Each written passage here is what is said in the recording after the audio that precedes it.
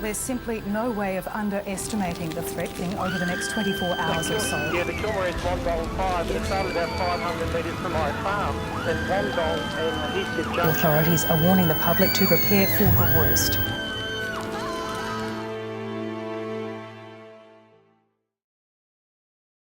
Kilmore, a small town in the state of Victoria, has captured countrywide media attention on the 5th of April 2009, after a fire in the wilderness led to a shocking discovery.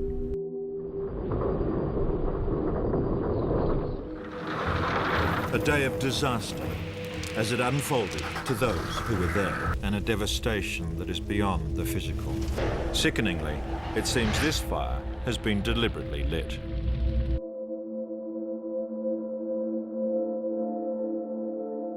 There was no going right anymore. You just couldn't see what was happening. It was just burning and burning. I was just looking around in amazement. I couldn't believe both sides of the roads are on fire, trees are on fire, cars are all on the side of the road or in the ditch, all burning, and all of a sudden you drive and there's nothing. When there's these cars and there's kids, there's a lady holding a baby, and I was just, gee, where did these people come from? So I looked back and there's horizontal flames across the road, and there's no way known we could get those people back the way we came. Everything was on fire around us, literally everything in all directions in the 360 degrees that we could see. Every building was on fire, every bit of vegetation was on fire. There was all the gas cylinders in the town were venting and exploding in huge fireballs, and there was shrapnel flying around and trees were burning through and falling down, and it was an incredibly dangerous and hostile environment. The town is home to 700 people and a tight-knit community. Thus, the discovery of the ruins of the Kilmore Institute has shocked the population.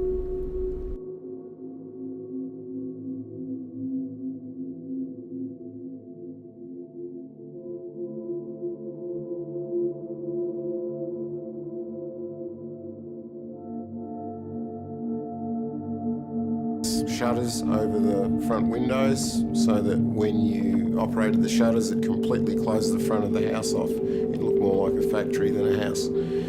That was about it. It was a completely closed up box.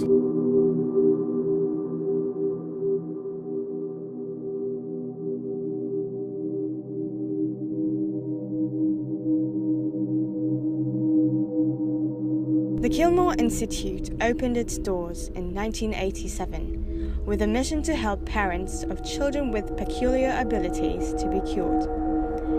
The Institute was an underground secret kept between Kilmore's Institute team of professionals and the families who wished to protect their children.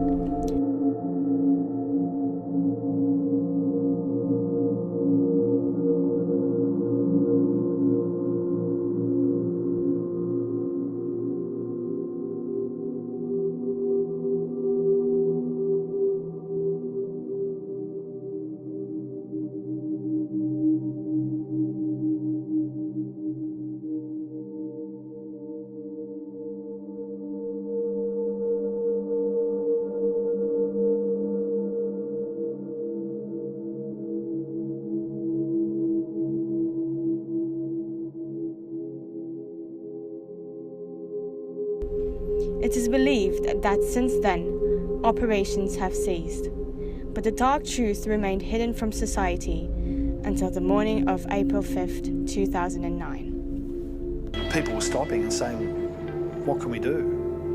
And I just said to them, well, you can't go down that road because I've just come up from there and it's just blocked by fire. I'm not real sure on Kinglake West. I heard that the fire had come through a fair way there.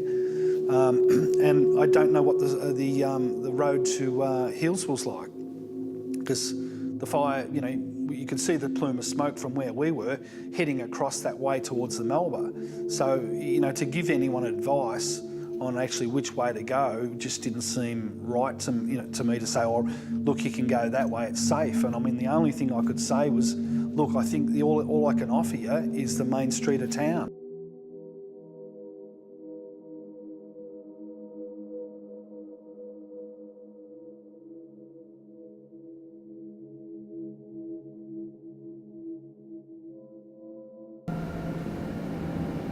And I turned round and I looked at the mountains, and the scene that confronted me was indescribable, because it was spotting through the mountains, and a spot would go to the size of a tennis court, then the size of a football oval, and then the timber in between would explode, the bush would explode, and you'd have this monster.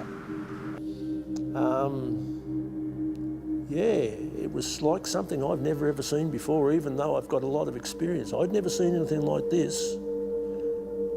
And I freely admit I was terrified. Turned around and like this first waves hit the back of the house, and you could almost, it almost shook the house. Like it was a solid object hitting the house, you know. And then there was another wave, whack, it's hit it again, and she's just gone up like that.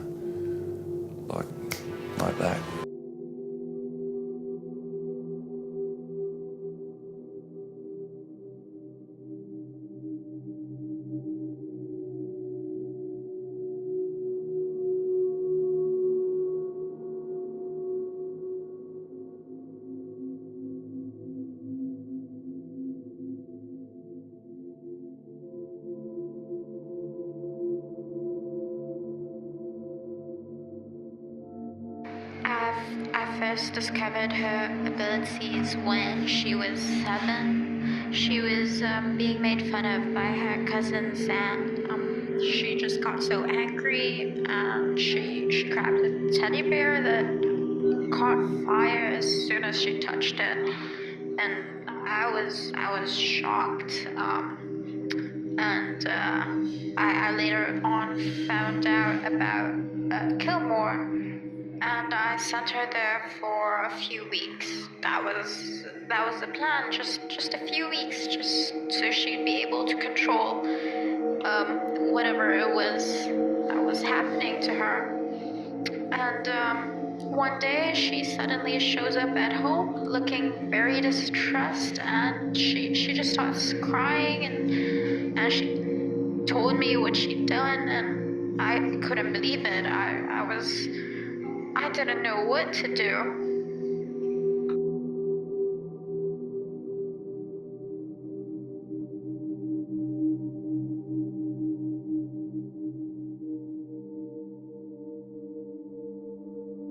If he were still here, he wouldn't leave. He'd already said he'd stay. Yeah, stay with the place, try and save it. When I got up the driveway, Dalton met me at the door, and he was dressed in his in overalls, and he had goggles, and he had gloves on. He had firefighter's boots on. He was he'd done all of his preparation. I said to him to look after his mum and to make some good decisions.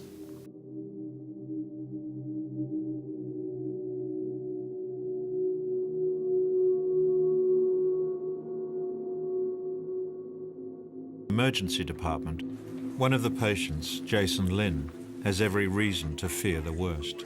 He had significant difficulty opening his eyes, and I would need to raise his eyelids. I would try to get him to engage with doing that. He just couldn't. So there really wasn't much communication at all.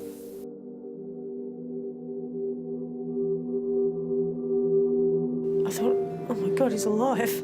You know, I couldn't believe it. So there was that, the shock of knowing that he was alive.